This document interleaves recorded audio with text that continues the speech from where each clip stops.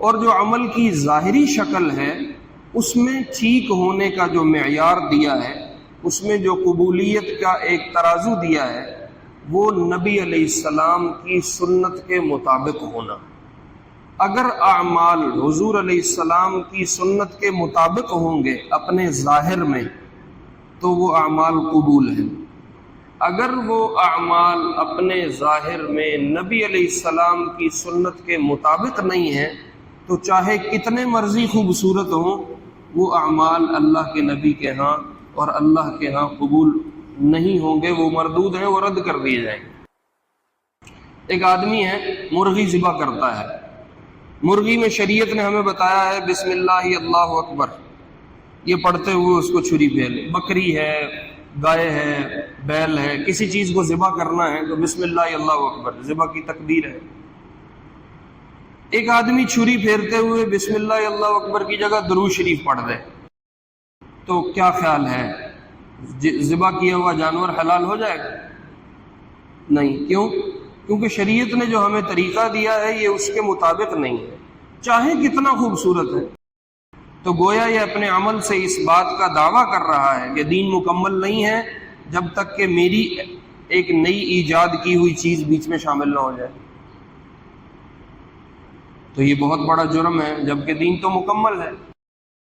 ایک بہت بڑا مسئلہ یہ بنتا ہے کہ جب آپ کوئی نئی چیز شامل کریں گے تو قدرتی طور پہ سنت مٹ جائے گی۔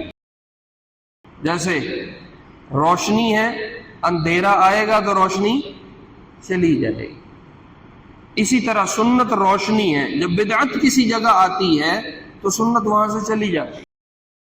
آپ علیہ السلام کا معمول تھا ہفتے میں 2 روزے رکھتے تھے، سوموار کا اور جمعرات کا، سوموار اور جمعرات۔ اللہ نے اگر ہمت دی ہے تو یہ 2 روزے رکھو، جسم سے 70% بیماریاں ختم ہو جائیں گی۔ ہماری بیماریوں کا بہت بڑا سبب زیادہ کھانا ہے۔ تو مشین کی اوور آلنگ ہوتی ہے نا، تو ہفتے میں یہ 2 روزے اس مشین کی اوور آلنگ کے ہیں تاکہ یہ جسم ٹھیک رہے۔ 2 دن اس کو بھوکا بھی رکھو۔ جہاں شریعت نے ہمیں اجتماعیت کی پابندی بتائی ہے، اجتماعی عبادت کا اہتمام بتایا، وہاں اجتماعی کرنی، جہاں انفرادی بتایا ہے وہاں انفرادی رکھنی۔ جب ہم اس کا الٹ کریں گے تو ہم دین کو بھی بگاڑیں گے اور ہم بدعت کے بھی مرتکب ہوں گے، وہ عمل شریعت کے ہاں قبول نہیں ہوں۔ صلى عليك الله صلواتا دائما فالعز والفوز ليس إلا فيك۔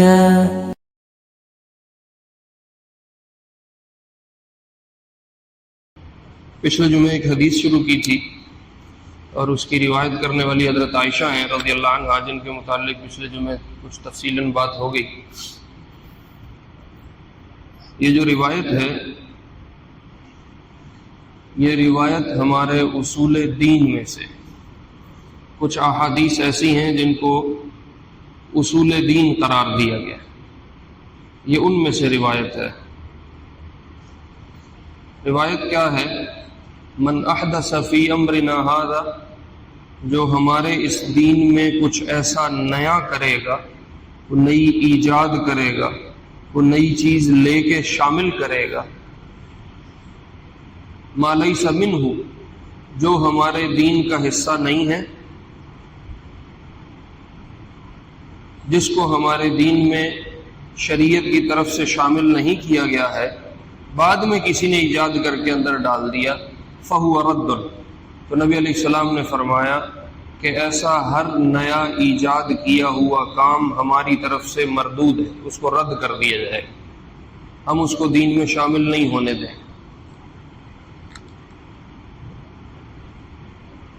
دین میں کچھ نیا کرنا یہ ممنوع ہے۔ دین ہمیں اللہ کے نبی علیہ السلام سے ایک شکل میں ملا ہے، اسی شکل پہ باقی رکھنا ضروری ہے۔ جب ہم اس میں اپنی طرف سے کچھ شامل کریں گے تو اللہ کے محبوب علیہ السلام کی طرف سے یہ ہدایات ہیں کہ وہ رد کر دیا جائے، اس کو ہم دین کا حصہ نہیں بننے دیں گے۔ یہ جو حدیث ہے اس کے مطابق محدثین نے لکھا ہے اعمال کا ایک باطن ہے اور اعمال کا ایک ظاہر ہے. ایک اعمال کی ظاہری شکل ہے، ایک اعمال کی باطنی شکل ہے. مثلا نماز ہے تو نماز کی ایک ظاہری شکل ہے، قیام ہے، رکوع ہے، سجدہ ہے، قعدہ ہے، قومہ ہے، یہ چیزیں ظاہری شکل میں آتی. ایک نماز کا باطنی حصہ ہے. باطنی حصہ کیا ہے کہ میں نیت کیا رکھتا ہوں، اللہ کو راضی کر رہا ہوں، کسی کو دکھانے کے لیے پڑھ رہا ہوں، صحیح پڑھ رہا ہوں، میرے اندر کے جذبات ٹھیک ہیں، خیالات غلط تو نہیں، یہ اندر کی چیز. تو جتنے بھی انسان اعمال کرتے ہیں ان کی ایک ظاہری شکل ہے، ایک ان کی باطنی شکل ہے. جو اعمال کا باطن ہے اس کو ٹھیک کرنے کے لیے جو اصول دیا گیا ہے وہ انما الاعمال بالنیات، کہ نیت ٹھیک ہوگی تو عمل قبول ہوگا، نیت ٹھیک نہیں ہوگی تو عمل مردود ہو جائے گا. یہ اعمال کے باطن کو قبول کرنے کا جو معیار دیا گیا ہے، یعنی اللہ کے ہاں یہ عمل قبول ہو جائے، اس کے لیے جو معیار اور ترازو دیا گیا وہ نیتوں کا ٹھیک ہونا. اور جو عمل کی ظاہری شکل ہے اس میں ٹھیک ہونے کا جو معیار دیا ہے، اس میں جو قبولیت کا ایک ترازو دیا ہے، وہ نبی علیہ السلام کی سنت کے مطابق ہونا. اگر اعمال حضور علیہ السلام کی سنت کے مطابق ہوں گے اپنے ظاہر میں تو وہ اعمال قبول ہیں. اگر وہ اعمال اپنے ظاہر میں نبی علیہ السلام کی سنت کے مطابق نہیں ہیں تو چاہے کتنے مرضی خوبصورت ہوں، وہ اعمال اللہ کے نبی کے ہاں اور اللہ کے ہاں قبول نہیں ہوں گے، وہ مردود ہیں، وہ رد کر دیے جائیں گے. تو باطن کے لحاظ سے بھی اعمال کا ٹھیک کرنا ضروری ہے اور ظاہر کے لحاظ سے بھی اعمال کا ٹھیک کرنا ضروری ہے. ورنہ جتنی مرضی خوبصورت شکل لے آؤ، اگر وہ سنت سے ہٹے گا وہ مردود ہو جائے، اس کی کوئی قیمت نہیں لگے گی اللہ کے. مثال کے طور پہ میں مثال دیتا ہوں تاکہ بات اچھی طرح سمجھ آ جائے. ایک آدمی ہے مرغی ذبح کرتا ہے. مرغی میں شریعت نے ہمیں بتایا ہے بسم اللہ اللہ اکبر، یہ پڑھتے ہوئے اس کو چھری پھیر. بکری ہے، گائے ہے، بیل ہے، کسی چیز کو ذبح کرنا ہے تو بسم اللہ اللہ اکبر، ذبح کی تکبیر ہے. ایک آدمی چھری پھیرتے ہوئے بسم اللہ اللہ اکبر کی جگہ درود شریف پڑھ دے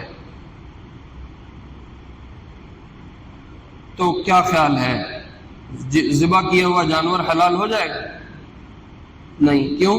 کیونکہ شریعت نے جو ہمیں طریقہ دیا ہے یہ اس کے مطابق نہیں ہے، چاہے کتنا خوبصورت ہے. کوئی آدمی کہے استغفر اللہ مولوی صاحب تسی تے درود دا رد کری جاندے، تسی تے درود دے انکاری ہو، تسی تے درود پڑھن نہیں دیندے، تو ہم کیا جواب دیں گے کہ درود ہماری سر آنکھوں پہ ہے، ہماری آنکھوں کی ٹھنڈک ہے، سینے کی ٹھنڈک ہے، درود ہمارا دل ہے، ہماری جان ہے، لیکن یہ موقع وہ نہیں ہے جہاں آپ درود پڑھ رہے ہیں. ایک آدمی ہے 2 رکعت نماز پڑھ کے اتحیات اپنی بیٹھا ہوا ہے، اشہد ان لا الہ الا اللہ تشہد پورا کرنے کے بعد اب اس کو کھڑا ہونا ہے تو وہ کہتا ہے نہیں میرا دل چاہ رہا ہے کہ میں درود پڑھوں. شریعت اس کو کہہ رہی ہے کھڑے ہو جاؤ، وہ کہتا ہے نہیں میرا دل کر رہا ہے میں درود پڑھوں.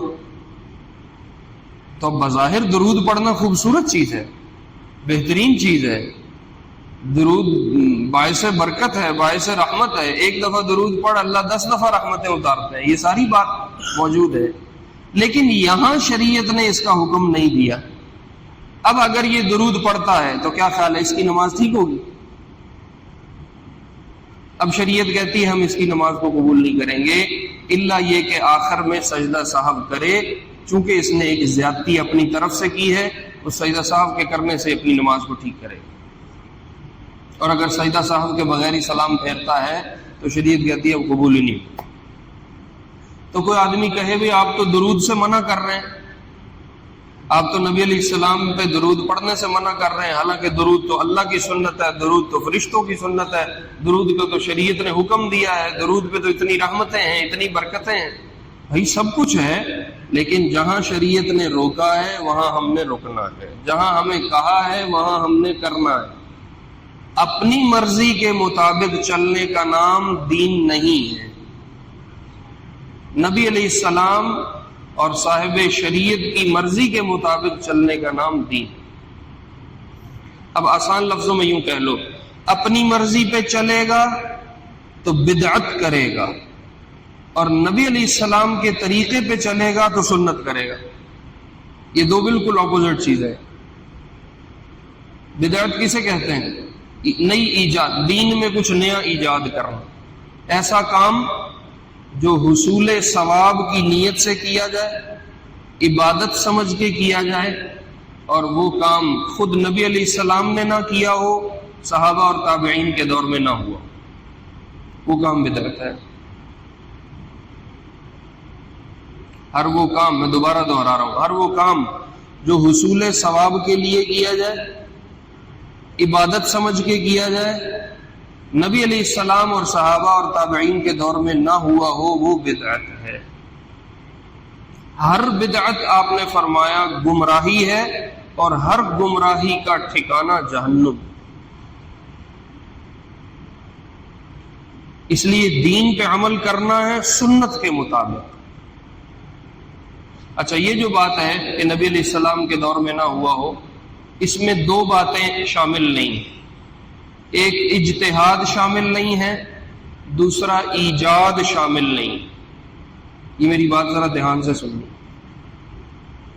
ہر وہ کام جو حصول ثواب کے لیے کیا جائے اور عبادت سمجھ کے کیا جائے، اور نبی علیہ السلام کے زمانے میں وہ کام نہیں ہوا، صحابہ اور تابعین کے زمانے میں وہ کام نہیں ہوا، وہ بدعت ہوتا ہے.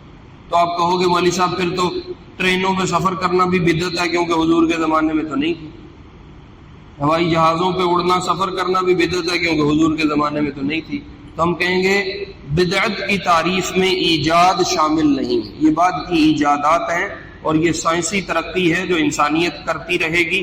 اس کا دین سے اور حصول عبادت، حصول ثواب سے کوئی لینا دینا نہیں. اسی طرح اجتہاد کی چیزیں ہیں. بہت ساری چیزیں ایسی ہیں جو اجتہادی ہیں. اجتہاد کا مطلب کیا ہوتا ہے؟ پہلے اجتہاد سمجھ لیں. اجتہاد ہوتا ہے کوئی ایسا کام، کوئی ایسا مسئلہ پیش آ جائے جو حضور علیہ السلام کے زمانے میں نہیں تھا، اب اس کو شریعت کے اصولوں پہ، شریعت کی بنیادوں پہ رکھ کے اس کا کوئی نیا حکم نکالا جائے، اس کو اجتہاد کہتے ہیں. مثال کے طور پہ حضور علیہ السلام کے زمانے میں تصویر اس طرح نہیں تھی جیسے آج کل کے زمانے میں. اس زمانے میں تصویریں بنتی تھیں ہاتھ سے، پینٹنگ ہوتی تھی ہاتھ سے. اب تصویر کی جدید شکل ہے ڈیجیٹل کیمروں کے ذریعے. تو اب اس تصویر کو تصویر کہنا ہے یا نہیں کہنا ہے، تصویر سازی شریعت کی طرف سے منع ہے، لہٰذا یہ تصویر جائز ہوگی ناجائز ہوگی. اس کو اب علماء قرآن کے، حدیث کے، شریعت کے اصولوں پہ پرکھیں گے، دیکھیں گے، اور اس کے مطابق وہ ایک حکم نکالیں گے اور پھر وہ حکم لاگو کریں گے. یہ کہلاتا ہے اجتہاد. تو یاد رکھیں، نہ ایجاد بدعت میں آتا ہے، نہ اجتہاد بدعت میں آتا ہے. ان دو چیزوں کے علاوہ ہر وہ کام جو عبادت سمجھ کے کیا اور حصول ثواب کے لیے کیا، اور نبی علیہ السلام کے زمانے میں وہ کام نہیں ہوا، صحابہ تابعین کے دور میں وہ کام نہیں ہوا، اگر کوئی اب کرے گا تو وہ بدعت شمار. اچھا، سوال یہ ہے بدعت منع کیوں ہے؟ بدعت کیوں منع ہے؟ ٹھیک ہے جی، مان لیا بدعت نہیں کرنی، وہ اپنی طرف سے نیا کام شریعت میں نہیں کرنا، ٹھیک ہے، لیکن ہم کیوں نہیں کر سکتے؟ اچھا کام تو مولوی صاحب کرنا چاہیے، آپ کہتے ہیں نہیں کرنا. میں نے اس کی ایک دو مثالیں آپ کو دے دی. تو اچھا کام تو شریعت کہتی ہے کرو، آپ منع کر رہے ہیں، تو نیا کام ہم خود سے کیوں نہیں کر سکتے؟ اس کا جواب دیکھیں، جو آدمی اپنی طرف سے کچھ نیا گھڑ کے دین میں شامل کرتا ہے، وہ کچھ بڑے بڑے جرم کرتا ہے. جس کی وجہ سے شریعت نے منع کیا ایسا کرنے سے۔ مثال کے طور پہ قرآن میں حجۃ الوداع کے موقع پہ آیت نازل ہوئی الیوم اکملت لکم دینکم، ہم نے تمہارا دین تم پہ مکمل کر دیا۔ جو آدمی اب نئی چیز بیچ میں شامل کرے گا یہ عمل سے بتا رہا ہے کہ دین ابھی مکمل نہیں ہوا، میں ابھی دین میں ایک نئی چیز لے کے آ رہا ہوں۔ تو گویا یہ اپنے عمل سے اس بات کا دعویٰ کر رہا ہے کہ دین مکمل نہیں ہے جب تک کہ میری ایک نئی ایجاد کی ہوئی چیز بیچ میں شامل نہ ہو جائے۔ تو یہ بہت بڑا جرم ہے، جبکہ دین تو مکمل ہے۔ اسی طرح نبی علیہ السلام کے ذمے تھا دین کو جیسا اللہ کی طرف سے ملا ہے ایسے ہی انسانوں تک پہنچانا۔ جو آدمی ایک نئی چیز شامل کر رہا ہے یہ اس بات کا دعوے دار ہے کہ نعوذ باللہ حضور نے پوری بات امت تک نہیں پہنچائی، یہ ایک بات رہ گئی تھی جو اب میں شامل کر رہا ہوں۔ تو یہ تو نبی علیہ السلام پہ بھی الزام ہے۔ یہ بھی ایک خطرناک چیز ہے۔ تیسرے نمبر پہ جو آدمی ایک نئی چیز شامل کرے گا، ایک نئی چیز کا دعویٰ لے کے آئے گا، اس کے ساتھ یقیناً کچھ نہ کچھ لوگ ہو جائیں گے۔ آپ نے دیکھا ہے روز ایک نیا شوشہ اٹھتا ہے، 5 ساتھ اس کے ساتھ ہیں، 5 ساتھ اس کے ساتھ ہیں، روز ایک نیا شعبدہ باز آ جاتا ہے، وہ نئی کہانی گھڑ لیتا ہے، اس کے ساتھ لوگ ہو جاتے ہیں۔ تو جو آدمی نئی چیز ایجاد کرے گا دین میں، اس کے ساتھ کچھ نہ کچھ افراد کھڑے ہو جائیں گے، تو یوں امت تقسیم ہوتی جائے گی، اور امت کو تقسیم کرنا بذات خود گناہ کا کام ہے۔ امت میں تفریق پیدا کرنا، امت میں فرقے بنانا، یہ بذات خود بہت بڑا جرم ہے، اس لیے بھی منع کیا ہے۔ اچھا، پھر اس لیے بھی منع ہے کہ اگر یوں نئی نئی چیزیں شامل کرنے کی اجازت دے دی جائے تو پھر تو دین کی کوئی شکل باقی نہیں رہے گی، جیسے عیسائیوں نے کیا، جیسے یہودیوں نے کیا۔ ایک شکل وہ ہے جو حضور علیہ السلام ہمیں دے کے گئے، اگر اسی شکل پہ باقی رہے گا تو دین کی اصل شکل موجود ہے۔ اور اگر یوں نئی چیزیں شامل کرنے کی اجازت دے دی جائے، کھلی چھوٹ دے دی جائے، تو ایک چیز میں شامل کروں گا، ایک یہ کرے گا، ایک یہ کرے گا، ایک یہ کرے گا، تو دین تو ملا تھا ایک پیج، 2 پیج، 1 رکوع، 2 رکوع، اور وہ بن جائے گا پورے سپارے کا۔ دین ملا تھا 1 کلو اور وہ بن جائے گا 1 من۔ ہر بندے نے جو اپنی چیز شامل کر لی تو دین کی شکل بگڑ جائے گی۔ تو جو آدمی اپنی طرف سے دین میں کچھ شامل کرتا ہے یہ دین کی شکل بگاڑتا ہے، اس لیے بھی منع کیا ہے۔ ایک بہت بڑا مسئلہ یہ بنتا ہے کہ جب آپ کوئی نئی چیز شامل کریں گے تو قدرتی طور پہ سنت مٹ جائے گی۔ جب بدعت آتی ہے تو سنت چلی جاتی، جیسے روشنی ہے، اندھیرا آئے گا تو روشنی چلی جائے گی۔ اسی طرح سنت روشنی ہے، جب بدعت کسی جگہ آتی ہے تو سنت وہاں سے چلی جاتی۔ مثال کے طور، مثال سے سمجھاتا ہوں، شریعت نے ہمیں کسی بھی مرگ پہ جنازہ دیا ہے کہ بھائی تم جنازہ پڑھو، اس کو غسل دو، اس کو کفن پہناؤ، اس کی قبر کا بندوبست کو، پھر اس پہ جنازہ پڑھو۔ جنازہ پڑھنے کے بعد اس کو قبرستان لے کے جاؤ، اس کو دفن کرو، پھر اس کے لیے دعا کرو۔ جب دعا کر کے فارغ ہو جاؤ، مٹی ڈل گئی، بندہ دفن ہو گیا، میت دفن ہوگی، بس اس کے بعد ختم۔ تعزیت ضرور ہے لیکن اب اور کوئی عمل ثابت نہیں ہے۔ یہ شریعت نے ہمیں دیا، یہ سنت ہے۔ ہم نے ہندوؤں سے اس میں تیجا بھی ڈال لیا۔ وہ ہندو لوگ تیجا کرتے تھے ہندوستان میں، ہم نے اس کو سوئم کا نام دے کے یعنی نام بدل دیا اور اس تیجے کو ہم نے اٹھا کے اپنی شامل کر لیا۔ پھر وہ آگے ہندو 7واں کرتے تھے، ہم نے وہ بھی شامل کر لیا۔ وہ 10واں کرتے تھے، ہم نے وہ بھی شامل کر لیا۔ میرے رشتہ دار ہیں یہاں دودھا میں ہی رہتے ہیں، سکھ لوگ ہیں، سکھ ہیں، وہ ابھی بھی 7واں اور 10واں کرتے ہیں۔ ان کو کوئی مرگ ہو جائے تو اپنے مرگ پہ وہی تیجا، 7واں، 10واں وہ کرتے ہیں۔ تو یہ اصل میں ہندوستانی ایک کلچر اور روایت تھی، ہم نے اس کو شامل کر لیا۔ اب جب ہم نے اس کو اپنے کام میں شامل کیا تو یہ ایک سنت کام نہیں ہے۔ جب یہ بدعت اس دین میں شامل ہوئی تو سنت نکل گئی۔ کیسے نکلی؟ ان لوگوں نو جنازے دی دعا کوئی نہیں آندی، تیجا ستواں ضرور کرنا۔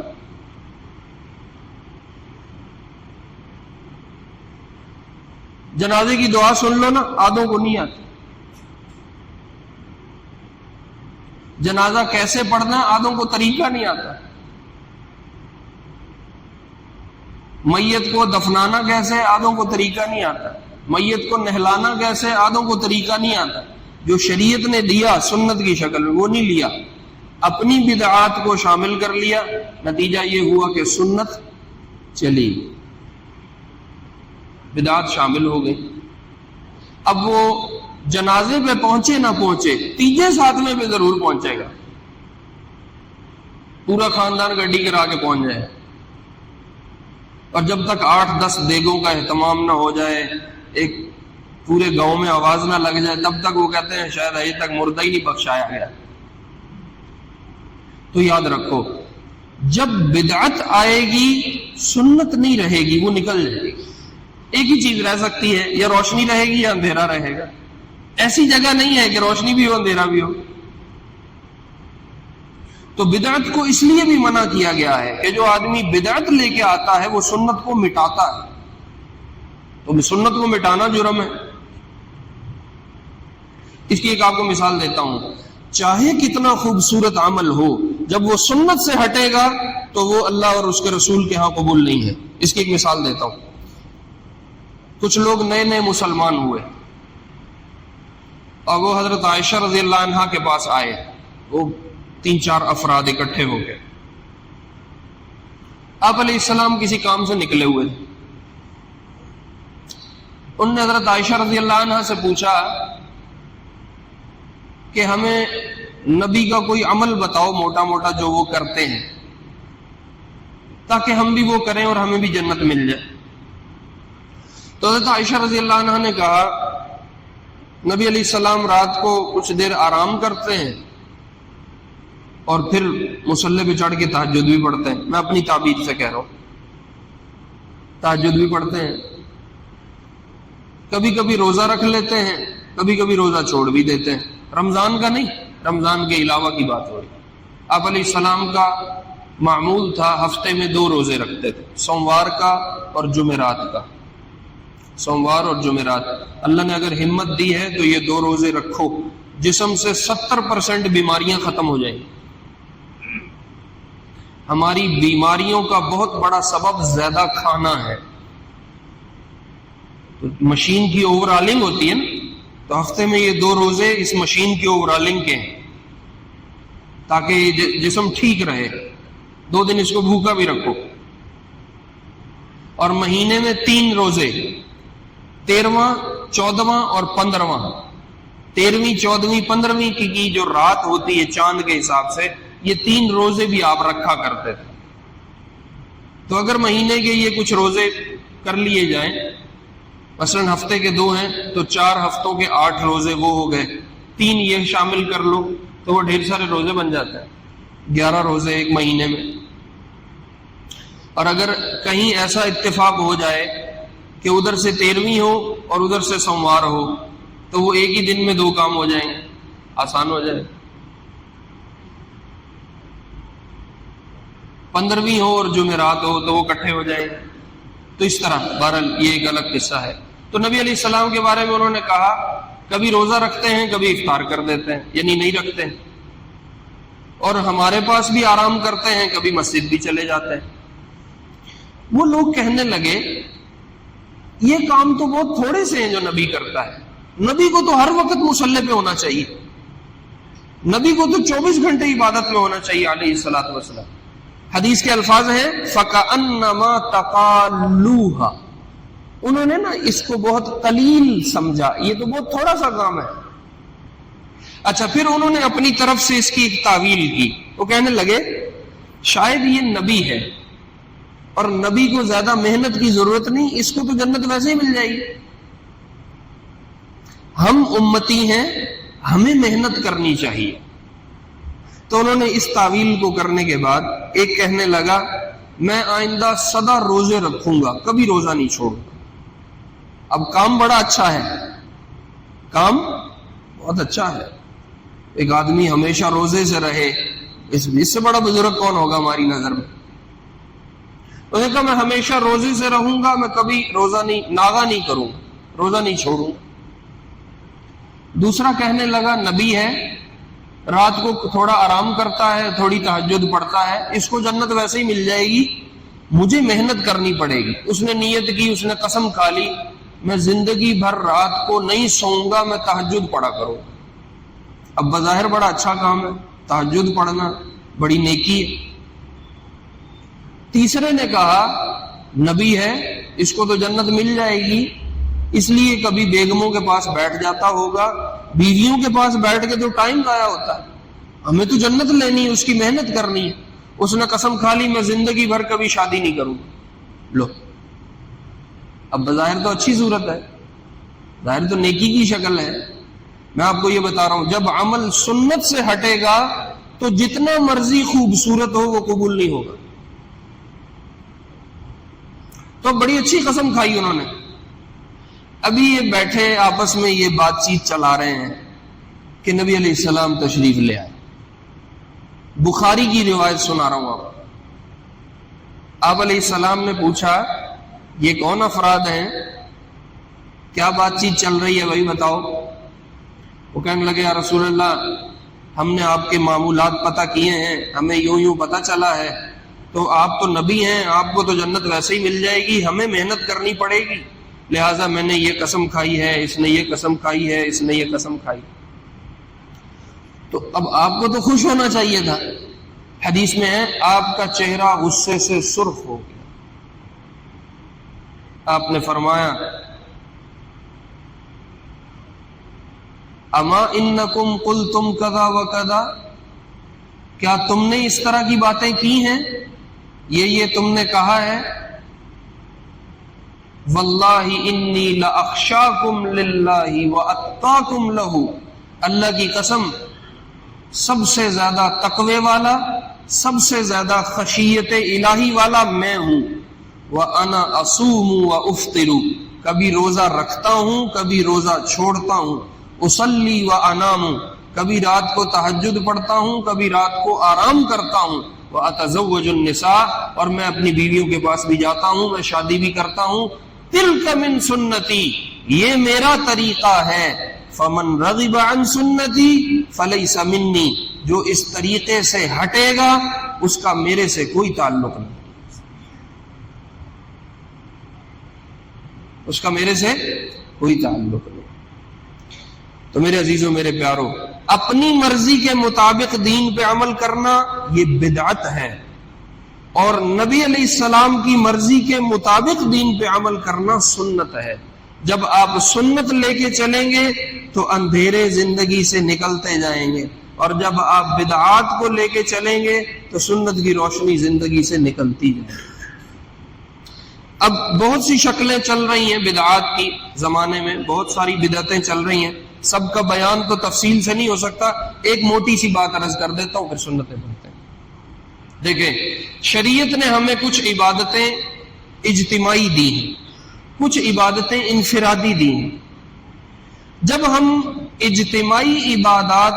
ہم انفرادی عبادات کو اجتماعی بنا کے کریں گے تو ہم بہت ساری بدعتیں شامل کر دیں۔ جہاں شریعت نے ہمیں اجتماعیت کی پابندی بتائی ہے، اجتماعی عبادت کا اہتمام بتایا، وہاں اجتماعی کرنی، جہاں انفرادی بتایا ہے وہاں انفرادی رکھنی۔ جب ہم اس کا الٹ کریں گے تو ہم دین کو بھی بگاڑیں گے اور ہم بدعت کے بھی مرتکب ہوں گے، وہ عمل شریعت کے ہاں قبول نہیں ہوگا۔ مثال کے طور پہ نماز کو با جماعت پڑھنا، امام کے پیچھے پڑھنا، یہ شریعت نے اجتماعی عبادت رکھا ہے کہ نہیں رکھا؟ اور نفلی جتنی عبادات ہیں وہ شریعت نے انفرادی رکھی، مثلا صلاۃ التسبیح ہے، مثلا سورۃ یاسین پڑھنا ہے، مثلا کوئی تسبیح کرنا ہے، مثلا چاشت ہے، اوابین ہے، اشراق ہے، تہجد ہے، یہ سب انفرادی عبادت ہے، اور جماعت کو نماز سے پڑھنا اجتماعی عبادت ہے۔ اب کوئی آدمی انفرادی عبادات کو اٹھا کے اجتماعی بنا دے گا تو یہ ایک بدعت کا ایسا دروازہ کھلے گا جو کبھی بند نہیں ہوگا۔ نتیجہ کیا ہے؟ اب ہمارے ہاں لوگ فجر کی جماعت نماز نہیں پڑھتے، اول تو پڑھتے ہی نہیں ہیں، اور اگر پڑھتے بھی ہیں تو گھروں میں ہی پڑھ لیتے ہیں، مسجد تھوڑے آتے ہیں۔ یہ اجتماعی عبادت ہے، اب اس کا اہتمام نہیں رہا۔ اور صلاۃ التسبیح انفرادی عبادت ہے، اس کو اٹھا کے جماعت بنا لیا۔ اب باقاعدہ مسجدوں میں پتہ نہیں کسی موقع پہ، مجھے تو رمضان میں ہوتا ہے کہ پتہ نہیں کس موقع پہ ہوتا ہے، وہ صلاۃ التسبیح کی جماعت کرواتے ہیں۔ بھی جیڑی جماعت دیتی وہ پڑھنی نہیں، اور جو جماعت نہیں دی وہ اٹھا کے جماعت بنا لی۔ اسی طرح تہجد انفرادی عمل ہے۔ اب کسی مسجد میں اگر تہجد کی جماعت شروع ہو جائے تو جہاں شریعت نے اجتماعیت دی ہے وہاں اجتماعیت رکھنی، جہاں انفرادیت دی ہے وہاں انفرادی کرنا، وہاں اجتماعی مت بناؤ۔ مثلا شب برات ہے، اس پہ لوگ ہمارے ہاں عبادت کرتے ہیں، مسجدوں میں آ کے کرتے ہیں۔ وہ فرض نماز کو مسجد آتے نہیں، اور شب برات والے دن آ کے سورۃ یاسین مسجد میں بیٹھ کے پڑھتے ہیں۔ تو جہاں انفرادی کام رکھا ہے اس کو انفرادی رکھو۔ اور آپ کو ایک مزے کی بات بتاؤں، نفلی عبادت گھر میں افضل ہے، مسجد میں افضل نہیں ہے۔ نفلی عبادت گھر میں افضل ہے، مسجد میں افضل نہیں ہے۔ اس لیے نماز کے بعد کی سنتیں فقہا نے لکھا ہے کوشش کریں گھر جا کے پڑھیں۔ آپ علیہ السلام نماز کے بعد والی سنتیں گھر میں ادا فرماتے تھے، اور نماز سے پہلے کی سنتیں بھی گھر میں ادا فرماتے تھے، صرف فرض کے لیے مسجد آتے تھے۔ تو اب اگر تو یہ یقین ہے، اعتماد ہے کہ میں جا کے گھر میں سنت نفل پڑھوں گا، پھر تو اٹھ کے چلا جائے۔ اور اگر یقین ہے کہ گھر میں کہیں اور مصروف ہو جاؤں گا، مشغول ہو جاؤں گا، سنتیں رہ جائیں گی، تو پھر حکم ہے کہ مسجد میں سنتوں کو پڑھ کے پھر گھر جائے، پھر مسجد میں ادا کرے، تاکہ سنتیں چھوڑے نہ، نفل چھوڑے نہ، پھر مسجد میں ادا کر کے جائے۔ ورنہ اگر یہ اعتماد ہے کہ مجھے کوئی مصروفیت نہیں ہے، کوئی مشغولیت نہیں ہے، میں گھر جا کے پڑھ سکتا ہوں، تو پھر گھر میں انفرادی نفلی عبادت کرے۔ جو انفرادی نمازیں ہیں، انفرادی نیکی ہے، وہ گھر میں افضل ہے، وہ مسجد میں افضل نہیں ہے۔ اچھا، جب گھر میں نفل پڑے گا تو کیا ہوگا؟ شیاطین بھاگ جائیں گے، جنات بھاگ جائیں گے، الٹے سیدھے اثرات نکل جائیں گے۔ بچے بھی دیکھیں گے ابا مصلی پہ ہے، بیگم بھی دیکھے گی شوہر مصلی پہ ہے، تو نتیجہ کیا ہے؟ ان کے دماغ میں بھی مہر لگے گی مصلی پہ چڑھنا ہے، مصلی پہ نماز پڑھنی ہے۔ جس بچے نے باپ کو کبھی مصلی پہ دیکھا ہی نہیں، جس اولاد نے کبھی سربراہ کو مصلی پہ دیکھا ہی نہیں، وہ خیر سے مصلی پہ آئے گی؟ وہ کیوں نماز کی طرف آئے گی؟ کبھی بھی نہیں آئے گی۔ اس لیے انفرادی عبادات گھر میں افضل ہیں، اجتماعی عبادات مسجد میں افضل ہیں۔ جہاں شریعت نے اجتماعی بتایا وہاں اجتماعی کرنا، جہاں انفرادی بتایا وہاں انفرادی کرنا۔ اگر ہم اس طریقے پہ کریں گے تو بدعت کا دروازہ بند رہے گا، اور اگر ہم اس طریقے کو چھوڑ دیں گے تو بدعات کا منہ کھل جائے گا، روز ایک نئی چیز دین میں شامل ہوتی جائے گی۔ اللہ رب العزت ہمیں اپنا دین سیکھ کے عمل کی توفیق نصیب فرمائے۔ سنت ہے۔